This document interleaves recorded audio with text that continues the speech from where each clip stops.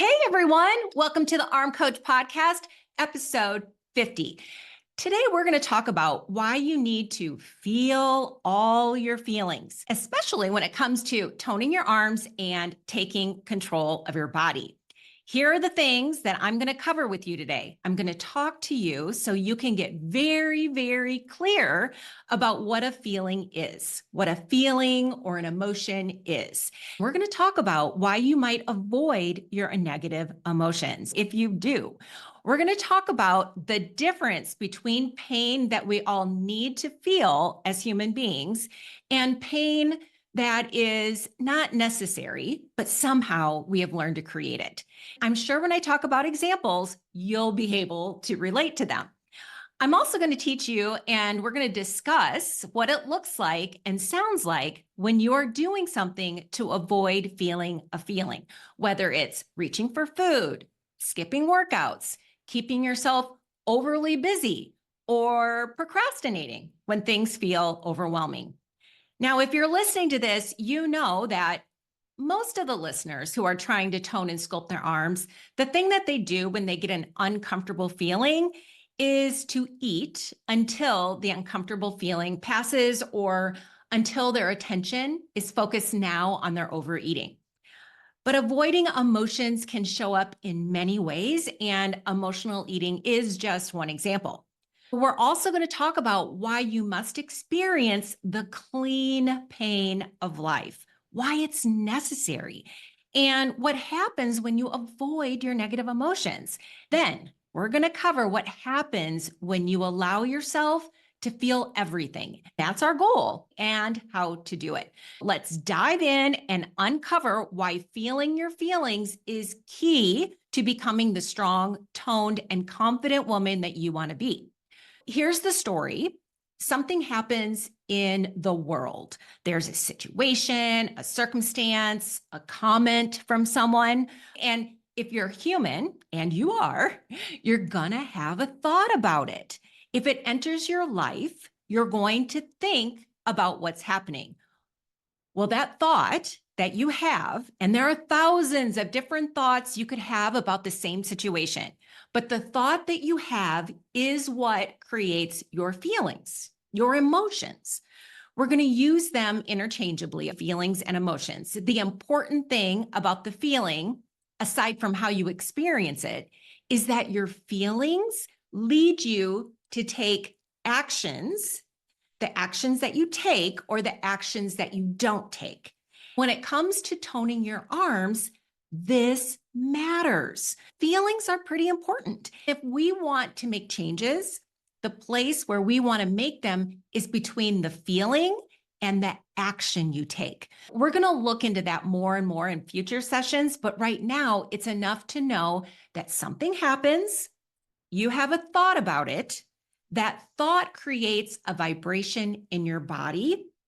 Think of the vibrations as a dial, like a dial on a radio that adjusts the volume.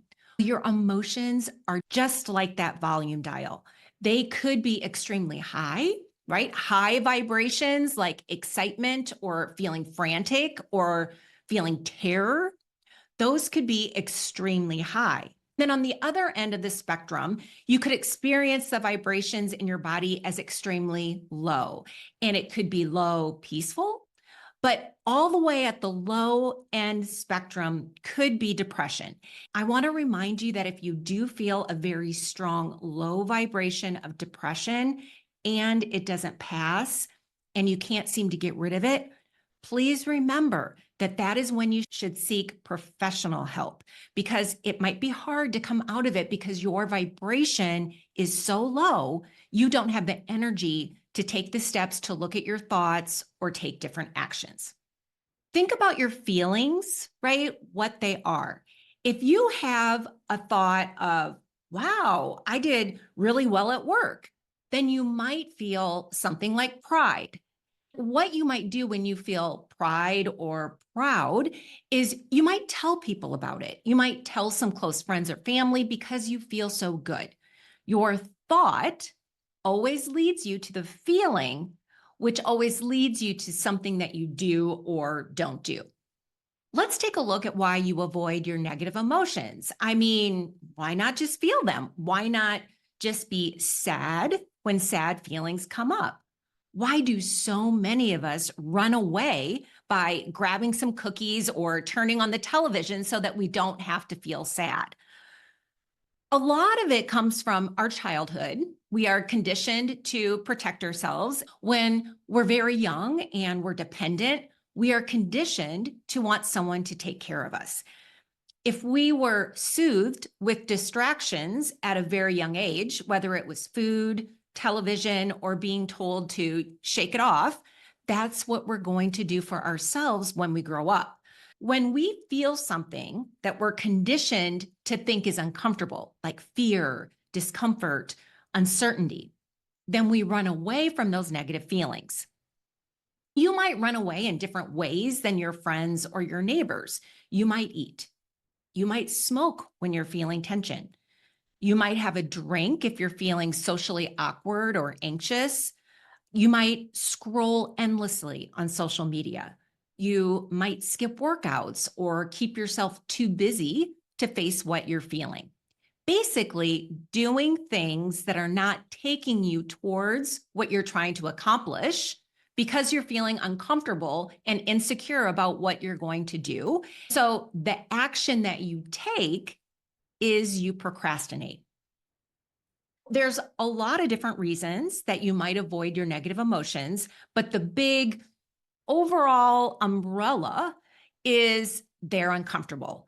And for whatever reason, you've not been trained to be able to sit with discomfort. You possibly have been trained to believe that you can't handle discomfort, which is absolutely not true. But if that's the way you've grown up, and that's what you've been taught, that whenever you have an uncomfortable feeling, it's not going to feel good and you're going to want to get away from it. There is a difference between uncomfortable feelings that we need to feel in life. Then there's uncomfortable feelings that we create by our thoughts. Let's say that something seriously negative happens in your life. You have a loss. There's a person that you are close to who's gone from your life, whether it's the end of a relationship or death, or you've had a major life change. This is known as clean. Pain is pain that we are meant to feel as humans in the world. We are not meant to run away from it. In fact, we're equipped to handle it. But there is other pain, and that is created pain. What I mean by that is something happens in the world, any situation, you spin it in such a negative way that you make the situation appear worse to you. And you create the feelings of fear and worry and anxiety and negative feelings. There's this old saying, and I don't really know who to attribute it to. It's from the psychology world, but what it says is pain is a part of life, but suffering is optional. Know that some of your pain is real. You should feel sad if someone is not well or dying or sick or leaving your life. We're meant to feel pain, but we're not meant to feel pain over things that are not huge and life-changing and things that we can handle, but we're afraid of. Think about what it looks like and sounds like when you do something to avoid a painful emotion. Maybe you skip your workout because you're afraid of failing. Let's say you planned to do an arm workout, but you start thinking, I'm too old for this. What if I can't keep up? What if I don't see results? That fear makes you procrastinate. Before you know it, the day is over and you've skipped another workout. Or maybe you feel overwhelmed. You think, I have so much to do. Where do I even start? Instead of picking up the dumbbells for a quick session, you freeze, feeling like it's too much. Or maybe you keep yourself too busy. You fill your schedule with errands and responsibilities, so you don't have to face the discomfort of learning something new. Deep down, you worry that starting an arm toning routine might be hard, so you convince yourself you just don't have time. These are all ways women avoid emotions instead of feeling them and moving forward anyway, because it takes you away from the pain. Temporarily, of course, but it lessens the pain because it distracts you. It takes you away.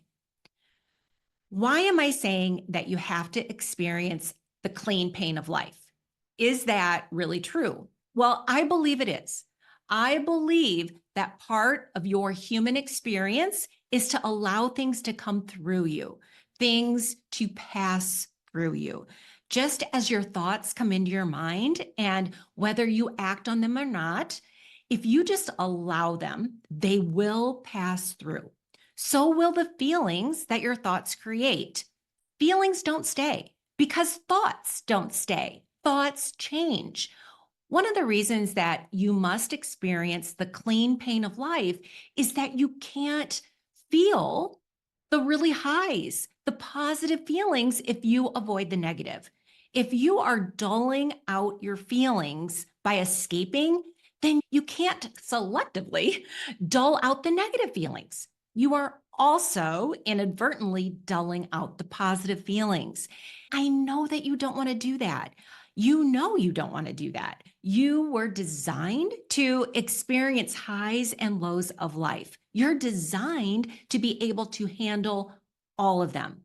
It's just that at some point you were taught that it's better to not feel that. We have to get away. We have to escape. That's really how numbing and emotional eating is born. Now, let's say that you've become really, really good at numbing or buffering whatever negative emotion comes up. You've avoided it for years, really facing and looking in the eye negative feelings. You've avoided them. That's your habit. What happens if you do that is that you become stuck. You will never grow. You never will learn how to experience them, how to get through them. So you reinforce the habit of always avoiding them, and you never learn how to cope. The thing is that when you avoid your negative emotions and you distract yourself with food or television or scrolling, your life stays small. And you disconnect from yourself. You disconnect because you're not allowing your whole experience. If eating or smoking or drinking or procrastinating or any means of distracting yourself from a feeling is done again and again and again and again, that becomes your habit. And that habit becomes reinforced. And it can be connected to anything that you practice. If you run to food when you feel any kind of emotional distress, you have created that habit, and then you're reinforcing that habit. What would happen if you allowed yourself to feel everything, no matter how afraid you were? You would be free. You would be connected to yourself, the good and the bad and the ugly and the most wonderful part of life. You would become a master at living your life and taking care of your emotional life. You'd have no fear. There would be no extra fat and flab from running away. You would feel proud of yourself. It's an accomplishment to allow yourself to feel your feelings. It feels really good. If you're feeling your feelings and you're not eating emotionally or distracting yourself in some other way, what will happen then is that it will be so much easier to take the actions that truly support your body and your goals. That's your goal, right? You'd be free. You wouldn't need distractions to avoid discomfort. You'd feel strong, not just in your arms, but in your entire life. You'd trust yourself. That's what leads to real, lasting change. Now, how do you do this? I want you to purposely look for feelings that are trying to come up in you that you've tried to drown out. Welcome them. Welcome all the emotions.